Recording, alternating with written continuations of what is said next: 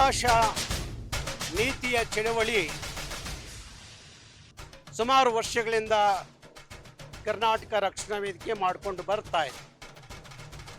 ಹಿಂದಿಯ ಬಲವಂತವಾದಂಥ ಹೇರಿಕೆ ದಬ್ಬಾಳಿಕೆಯನ್ನು ಖಂಡಿಸುವ ಮುಖಾಂತರ ಇವತ್ತು ಕರ್ನಾಟಕದಲ್ಲೇನು ತ್ರಿಭಾಷಾ ನೀತಿ,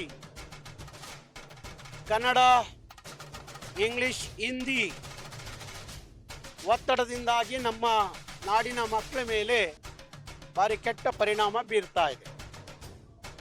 ಹಿಂದಿ ಒಂದು ಭಾಷೆಯ ಇಂದಾಗಿ ಪ್ರತಿ ವರ್ಷ ಲಕ್ಷಾಂತರ ಕನ್ನಡದ ಮಕ್ಕಳು SLCಯಲ್ಲಿ ಫೇಲ್ ಆಗ್ತಾ ಇದ್ದಾರೆ.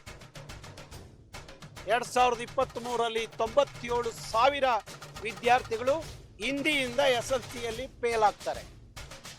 2024ರಲ್ಲಿ 1,20,000 ವಿದ್ಯಾರ್ಥಿಗಳು ಹಿಂದಿ ಭಾಷೆಯಿಂದ SLCಯಲ್ಲಿ ಫೇಲ್ ಆಗ್ತಾರೆ. ಇದನ್ನು ಮನಗೊಂಡು ಕರ್ನಾಟಕ ರಕ್ಷಣಾ ವೇದಿಕೆ ನಮಗೆ ತ್ರಿಭಾಷಾ ನೀತಿ ಬೇಡ, ದ್ವಿಭಾಷಾ ನೀತಿ ಸಾಕು ಅಂತ ಹೇಳಿ ನಾವು ಚಳುವಳಿ ಮಾಡ್ಕೊಂಡು ಬಂದಿದ್ದೀವಿ.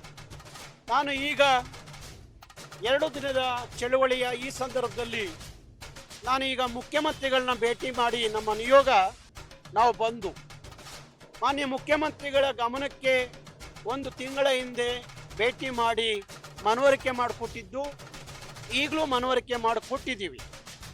ಆದರೆ ಮುಖ್ಯಮಂತ್ರಿಗಳು ಒಂದು ಮಾತನ್ನು ಮತ್ತೆ ಸಾಬೀತು ಮಾಡಿದ್ದೇನೆಂದರೆ, ನಾನು ದ್ವಿಭಾಷಾ ನೀತಿಯ ಪರವಾಗಿದ್ದೀನಿ, ತ್ರಿಭಾಷೆ ಸೂತ್ರ ನಮಗೆ ಬೇಡ ಅನ್ನುವ ವಿಚಾರದಲ್ಲಿ ನಾನಿದ್ದೀನಿ ಅನ್ನುವ ಮಾತನ್ನು ಹೇಳಿದರು.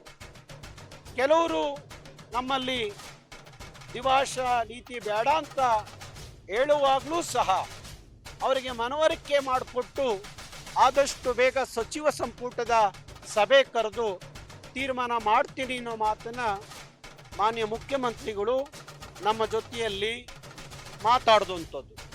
ಹಾಗಾಗಿ ನಮ್ಮ ನಿಯೋಗ ಅವರಿಗೆ ಒಂದಷ್ಟು ಬೇರೆ ಬೇರೆ ರಾಜ್ಯಗಳ ದ್ವಿಭಾಷಾ ನೀತಿಯ ಬಗ್ಗೆ ಮನವರಿಕೆ ಮಾಡಿಕೊಟ್ಟಿದ್ದೀವಿ. ಅವರೂ ಹೇಳಿದಂಥದ್ದು, ಅವರ ಆಪ್ತ ಕಾರ್ಯದರ್ಶಿಗಳನ್ನ ನಮ್ಮ ಮುಂದೆ ಕರೆದು ಯಾವ ರಾಜ್ಯಗಳಲ್ಲಿ ದ್ವಿಭಾಷಾ ನೀತಿ ಜಾರಿಗಿದೆ ಅದರ ಅಂಕಿಅಂಶಗಳನ್ನು ನೀವು ತಗೊಳ್ಳಿ ಅನ್ನೋ ಮಾತನ್ನು ಮುಖ್ಯಮಂತ್ರಿಗಳು ಅವರಿಗೆ ಹೇಳಿದಂಥದ್ದು. ಹಾಗಾಗಿ ಆ ಎಲ್ಲ ತಗೊಂಡು ಮೊನ್ನೆ ಅವ್ರದ್ದೇ ಒಂದು ಸಮಿತಿ ಏನು ಮುಖ್ಯಮಂತ್ರಿಗಳಿಗೆ ವರದಿ ಕೊಟ್ಟಿದೆ, ದ್ವಿಭಾಷಾ ನೀತಿ ಜಾರಿಗೆ ಆಗೋದ್ರಿಂದ ಈ ರಾಜ್ಯದ ಮಕ್ಕಳಿಗೆ ಅನುಕೂಲ ಆಗುತ್ತೆ ಅನ್ನೋದು ಅವ್ರು ನೇಮಕ ಮಾಡಿದಂಥ ಸಮಿತಿಯ ವರದಿ ಮುಖ್ಯಮಂತ್ರಿಗಳಿಗೆ ಕೈಗೆ ಸೇರಿದೆ. ಹಾಗಾಗಿ ನಾವು ಇವತ್ತು ಮನವರಿಕೆ ಮಾಡಿಕೊಟ್ಟಿದ್ದೀವಿ. ಆದಷ್ಟು ಬೇಗ ಸಚಿವ ಸಂಪುಟದ ಸಭೆ ಕರೆದು ಒಂದು ತೀರ್ಮಾನಕ್ಕೆ ಬರ್ತೀವಿ ಅಂತ ಹೇಳಿ ಮುಖ್ಯಮಂತ್ರಿಗಳು ಹೇಳಿದ್ದಾರೆ.